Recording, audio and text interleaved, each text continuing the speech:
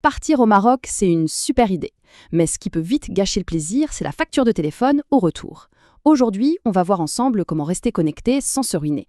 Parce que oui, les frais d'itinérance, ça peut transformer un voyage de rêve en un très mauvais souvenir pour le portefeuille. On s'imagine tout de suite à Marrakech. L'ambiance des souks, l'odeur des épices, les couleurs des riads, c'est une expérience incroyable. Et bien sûr, on a envie de tout partager en direct. Les photos sur Instagram, les vidéos, les appels à la famille.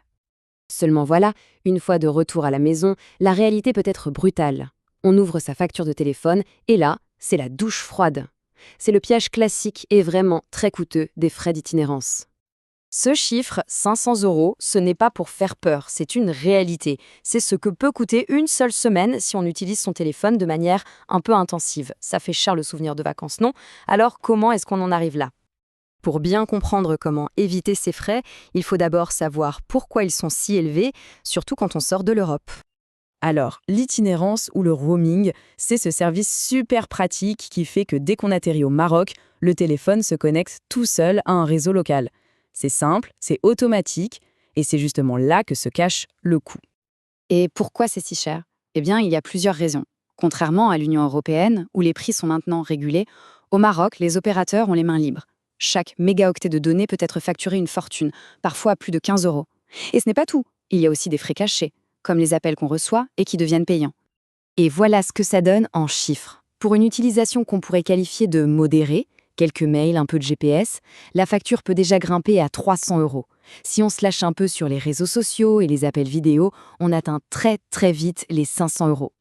Bon, la bonne nouvelle, c'est qu'il existe, bien sûr, des solutions pour éviter ce scénario catastrophe. Passons en revue les différentes alternatives pour rester connecté sans faire un crédit. La première option, la plus évidente peut-être, c'est de prendre un forfait voyage ou un pass international que propose son propre opérateur avant de partir. L'avantage, c'est que c'est simple, un clic et c'est activé. On garde son numéro, pas de prise de tête.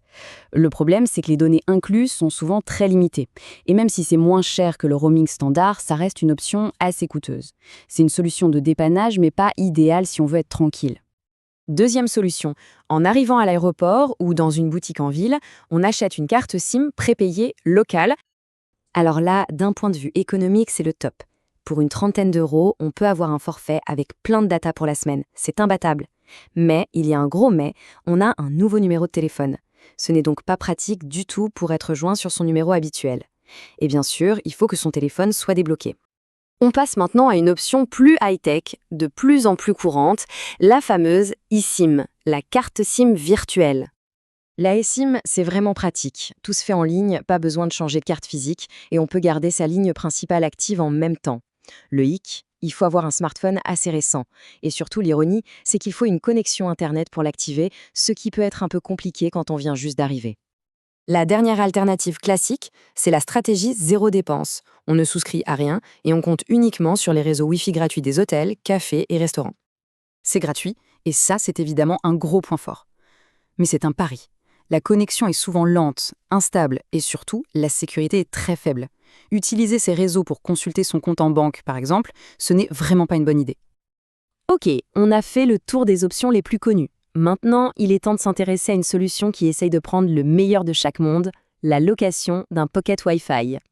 C'est quoi un pocket Wi-Fi? En fait, c'est un petit boîtier qu'on garde dans sa poche et qui crée un réseau Wi-Fi privé et sécurisé juste pour soi. Il se connecte au meilleur réseau 4G local, il a une bonne autonomie et surtout, on peut y connecter plusieurs appareils en même temps. C'est parfait quand on voyage en famille ou entre amis. Mais concrètement, qu'est-ce que ça change pour le voyageur? Eh bien, ça veut dire la sécurité d'une connexion privée, la liberté d'avoir Internet partout, que ce soit au milieu d'un souk ou lors d'une excursion dans le désert, et la simplicité d'avoir un seul appareil à gérer pour tout le monde. Allez, pour résumer et y voir plus clair, mettons toutes ces options face à face dans un petit tableau. Ce tableau parle de lui-même. L'itinérance, c'est simple mais hors de prix. La SIM locale, c'est pas cher mais pas pratique. Le Wi-Fi public est gratuit mais risqué. Le Pocket Wi-Fi, lui, se positionne vraiment bien. Il combine un coût maîtrisé, une très grande simplicité et une sécurité maximale. C'est souvent le meilleur compromis. Et voilà le chiffre qui fait vraiment la différence, jusqu'à 95% d'économie.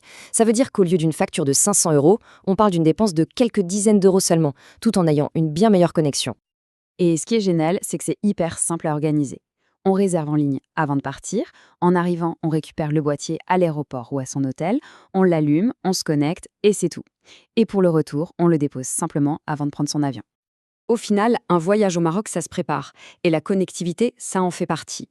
La question à se poser est donc simple. Quelle solution choisir pour que les seuls souvenirs qu'on rapporte soient des moments inoubliables et non une facture qui pique les yeux?